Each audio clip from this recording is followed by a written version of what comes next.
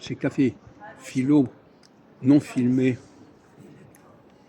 qui ont lieu au centre, à côté du centre Censier, dans le 5e arrondissement, qui est l'ancienne université de Paris 3, Paris-Sorbonne. Je voudrais faire part de quelques discussions que nous avons eues.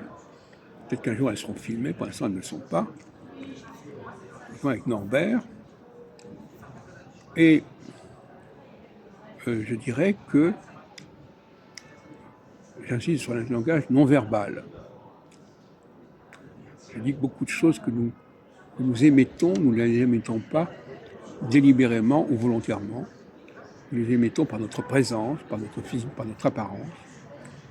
Et ça parle. Et ce que les autres émettent aussi nous parle. Et c'est au moins aussi important, sinon plus important, que ce que nous disons, que nous l'exprimons directement et consciemment. Le problème de la subconscience. Et le problème des sociétés dans lesquelles nous vivons, c'est qu'elles sous-estiment le rôle de la subconscience, elles sous-estiment le rôle des messages non-verbaux, et elles croient que tout est réglé quand les gens parlent la même langue et ont la même apparence. La même apparence, on dit l'habit ne fait pas le moine. Ils ne sont pas physiquement pareils, mais ils s'habillent de la même manière, ils habitent dans les mêmes lieux, enfin, etc., etc.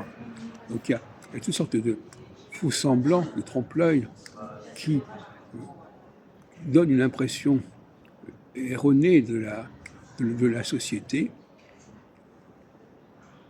Et notamment, bien entendu, le grand problème, c'est le rapport entre les hommes et les femmes. On n'a pas encore, enfin moi je crois que je ne suis pas venu, on ne sait pas encore bien déterminer ce qui caractérise la psychologie masculine et la psychologie féminine.